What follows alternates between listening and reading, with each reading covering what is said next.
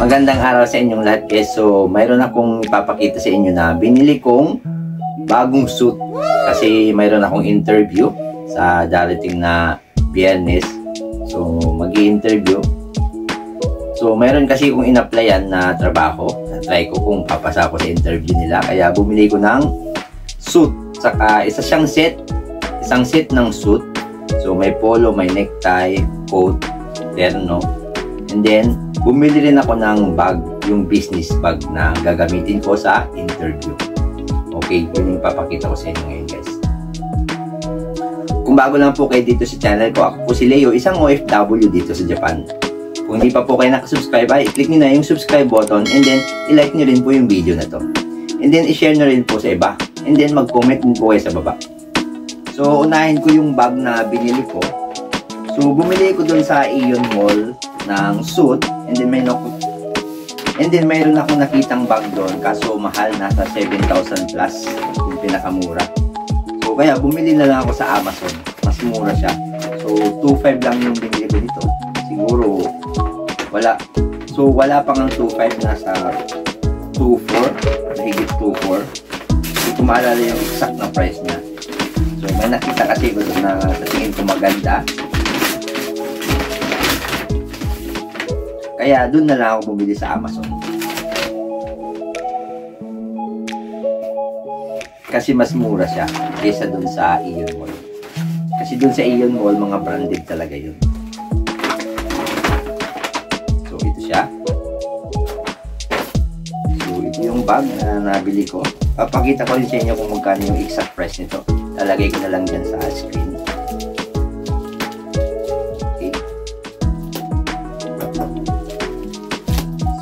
Bag niya. So, medyo may brand din naman siya, pero made in China lang naman siya. Hindi naman siya leather. So, cloth siya, cloth, black.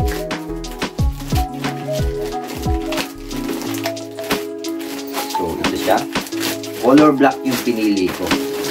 So, may tatlong colors kasi doon. May black, may gray, tsaka may navy blue yata yun. Ito yung brand niya. Pangalan ng brand, New Way. So, search na lang kung maganda ba yung quality ng brand na to. New Way yung tatak niya. So, ito siya. Tingnan natin. So, mayroon siyang bulsa sa harap. May malaking bulsa sa harap. Ayusin lang natin yung pagbukas kasi bago pa.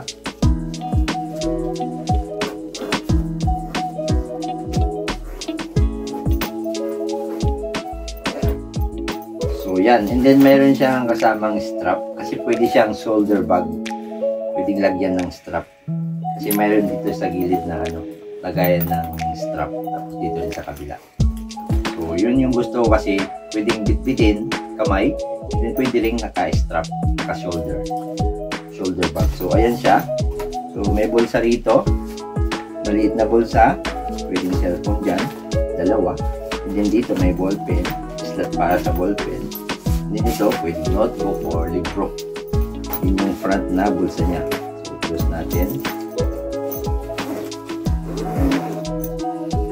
And then yung main na packet niya, tingnan natin kung ano yung mga nandito sa pinaka-main na packet. So, ayan. So, ayan siya. So, mayroon lagayan ng laptop. So, ayan. May lagayan ng laptop dito. Mayroong phone yan. And then dito, mayroong slot pocket, maliit na pocket. So, yan. And then dito, mayroong mesh. Sa kabilang side, mayroong mesh na pocket. So, yun lang yung nandito sa loob niya. Medyo may mga puti-puti lang, medyo may dumi-dumi, mga dust siguro ito. Na-stuck kasi. Yung ano pala niya, yung silicone. Medyo natapon yung silicone niya. So, yun lang. So, pagpag ko na lang to, okay na to. Then sa likod, mayroon pa siyang ito. Itong sa likod naman yung parang pwede siyang isok-sok sa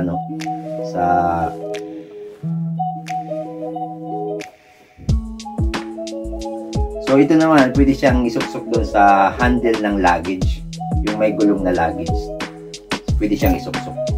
So yun yung purpose nitong parang strap din dito sa gilid. So yun, basic lang naman siya. So So, gagamitin ko lang naman sa interview, sa pagja-job hunting. Hindi ko sure kung matatanggap ako, pero gagawin natin ang lahat para makahanap tayo ng panibagong trabaho. Okay guys, buksan ko na tong aking bagong polo, long sleeve. Buksan na natin ito. Kasi malapit na itong masuot. I-hanger ko na. Busot pa yata ito. Kailangan ko yata itong i-plancha muna. Kasi busot pa siya. So yan, i-plancha ko muna siya. So ito yung size ko, 41-82. Yung neck niya 41 and then yung sleeve niya 82. Okay. Malaki kasi yung leg ko guys, kaya 41 yung neck.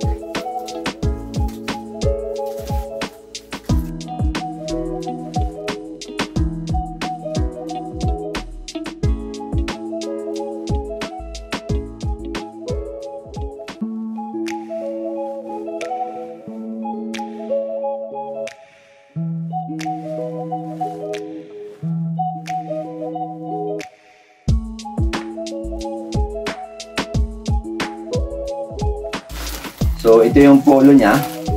So, long sleeve, 2.9. Nasa 3,000 yen. Isang set kasi. And then, ito naman, necktie. Kasi yung necktie ko, di ko mahanap. Pero nahanap ko na siya kanina. Hinanap ko dun sa aparador. So, nahanap ko yung isa ko pang set ng suit din. Pero medyo masikip na kasi yun. Medyo lumaki kasi yung tiyan natin ngayon.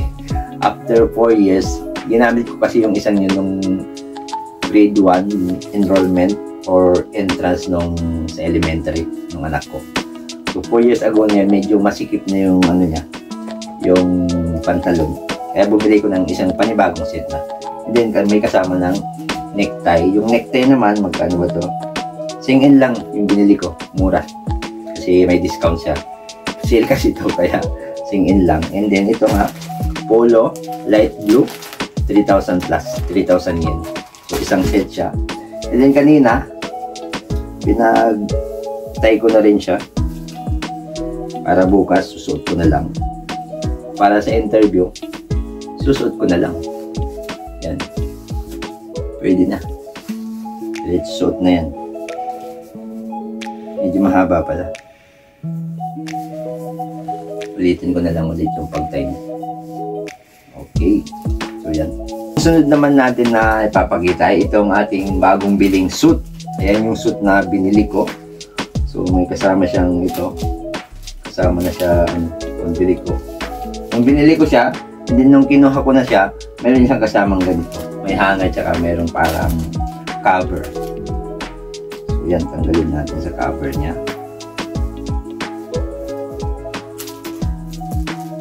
Okay. So yung bili ko nito, nasa 1,000, yung price nito nasa Chimang Yongseng sa kalahating lapad din. So medyo magandang klase naman kasi siya. Ayan siya, medyo tabingi. Yun. So ito siya, yun yung nabili ko. Yung price niya, wala na yung price, tinanggal na yung price tag, pero nasa Chimang Yongseng yung price niya. So, yan, may kasama na siyang yan. May trouser na tsaka yung coat. So, isang pares siya. And then, so, nung binili ko kasi to, pinutulan pa nila to, ay ibig kong sabihin, tinahi pa nila. Kasi, pag bumili ka nito, mahaba yan. So, titingnan kung ano yung sukat mo, yung height mo, bago nila ibigay. So, yan. So, binili ko to, medyo pahapon na kasi yun. So, binalikan ko kinabukasan kasi kailangan pa daw nilang putulan saka tahiin. So, binalikan na lang namin na kinabukasan to. So, yan. So, ito yung susuotin ko para sa interview ko. Unang interview para sa job hunting. And then, isang set to, bumili na ako ng necktie tsaka yung polo. Yun guys, yung aking bagong suit para sa nalalapit na interview natin. Sana pumasa tayo sa interview at magkaroon tayo ng panibagong trabaho. Okay guys, sana ay nagustuhan niyo yung video na to sa pag-show ko sa inyo ng aking set ng job hunting suit. So kasi magja-job hunting tayo sa mga nalalapit na araw or buwan. So, mayroon akong isang naka-schedule sa Biyernes nga. So, sana pala rin tayo para hindi na tayo umanap pa ng iba. Pero pag hindi, di tayo pinalad, hanap ulit tayo ng ibang company na pwede nating applyan. Okay guys, kung gusto niyo ng mga ganitong video tungkol sa aking job hunting journey, so samahan niyo ako sa journey na ito sa pag-job hunting para sa panibagong trabaho na papasukin natin. So, kung gusto niyo po ng mga ganitong content, so mag-subscribe na po kayo and then i-like niyo rin po to and then i-share niyo rin po sa iba na gustong magtrabaho dito sa Japan at naghahanap ng trabaho dito sa Japan. Okay guys, hanggang sa muli. Salamat sa panonood. Huwag niyo kalimutan mag-subscribe, mag-like, and then mag-comment na rin po kayo. Okay guys, thank you for watching. Bye-bye!